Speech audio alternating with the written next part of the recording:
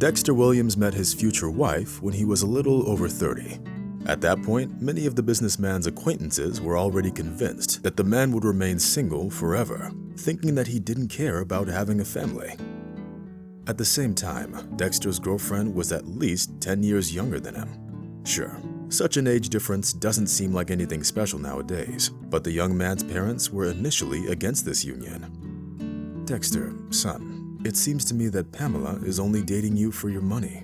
Of course, this is just my guess, but I would really like to protect you from making any rash decisions," said Mrs. Williams, who valued her son's happiness above all else.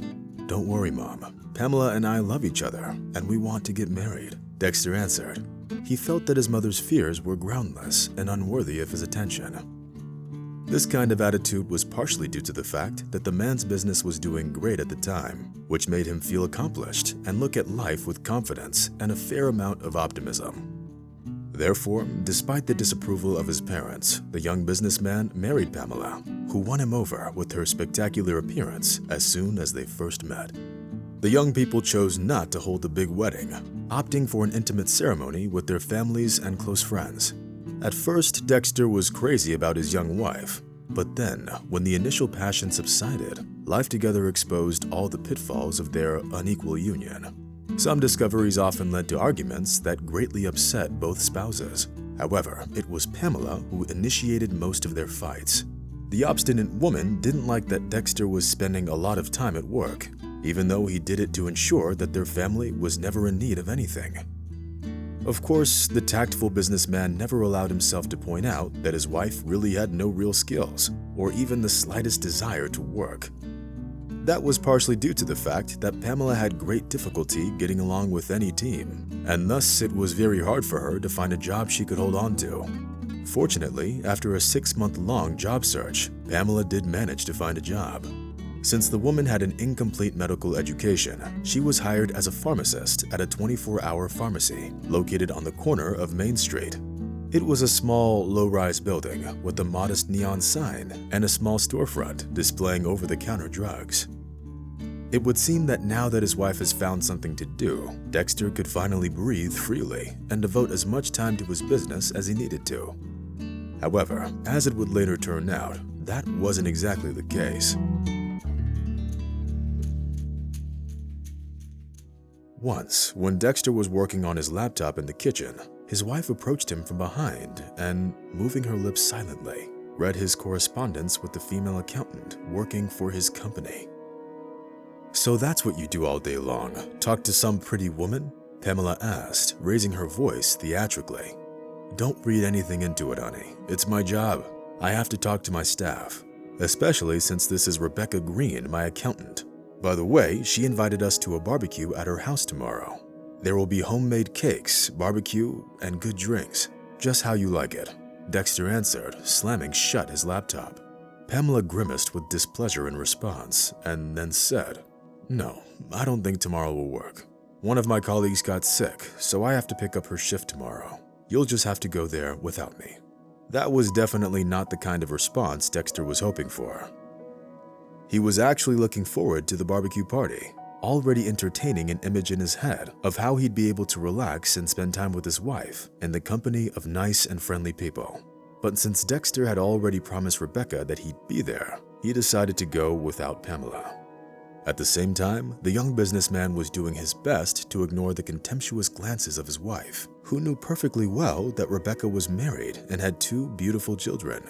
Therefore, the young businessman felt that it was completely unreasonable for his wife to be jealous of his accountant. The next morning, Dexter drove his wife to work as he always did, and then went to his office. Since he was expected at Rebecca's barbecue party, the businessman didn't stay up late at work, and having finished the most pressing tasks, went over to her place. At the same time, Dexter didn't forget to get flowers for the lady of the house and some sweet treats for her kids.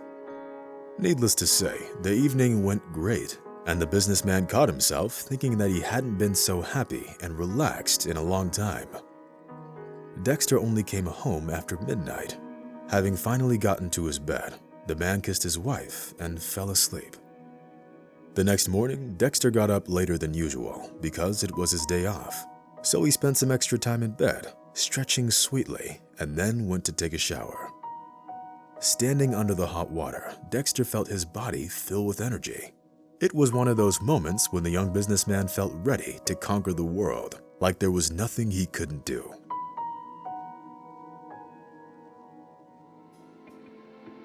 At some point, Dexter's eyes stopped on the floor scales, which Pamela bought literally the second they moved into the house.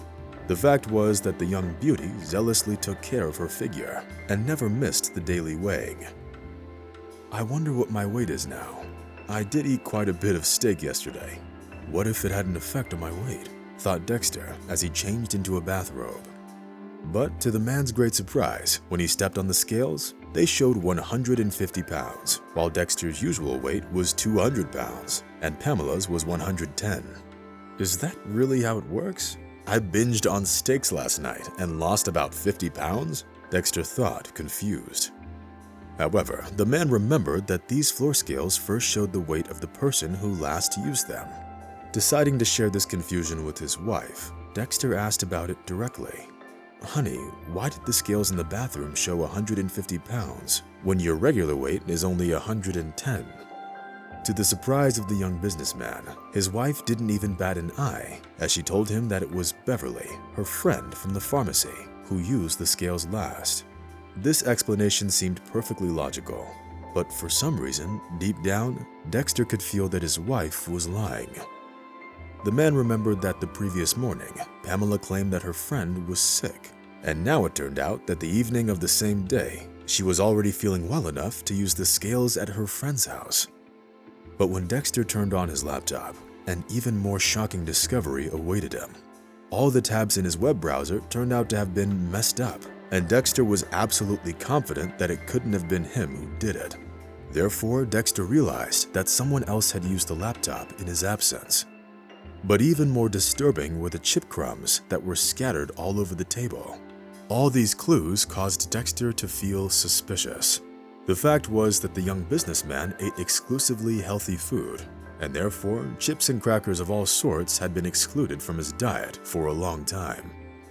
Sure, Dexter already knew that all his wife would say in response to his question would be that it was her friend who made the mess. But on the other hand, the businessman found this explanation ridiculous and hard to believe. Moreover, the man found a crumbled pack of chips and an empty drink can in the trash. It was obvious to Dexter that it was highly unlikely that Pamela's sick friend came over to drink and eat chips, use someone else's laptop, and finally weigh herself on the bathroom scales.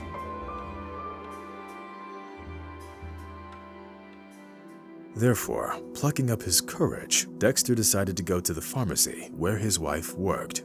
To the businessman's surprise, apart from his wife, Pamela, there was also a handsome young man of about 20 working at the counter. Moreover, there were simply no other employees at the pharmacy, which could only mean one thing. Pamela had been lying to her husband from the first day on the job. It took the angry Dexter one glance to determine the appropriate weight of Pamela's partner, which he was sure was around 150 pounds. On top of that, the young man had a bag of chips of the same kind that Dexter found in the trash can the night before. "So that's why you've had to work nights, honey," Dexter exclaimed when they got home.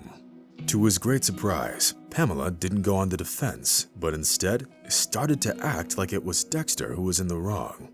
"And how would you like to live like that, Dexter? You spend all your time at work. And what do you expect me to do? Sit by the window waiting for you to come home? You might have forgotten, but I'm a young and pretty woman, and I want attention," Pamela exclaimed and pursed her lips proudly.